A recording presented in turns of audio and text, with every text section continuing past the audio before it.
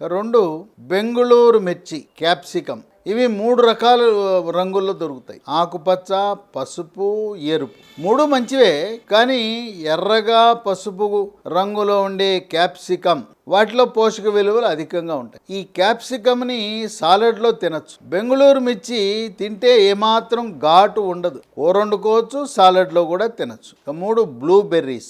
Blueberries నగరాల్లో, పట్టణాల్లో, super మార్కెట్లలో, పెద్ద పెద్ద పళ్ళ దుకాణాల్లో లభిస్తాయి.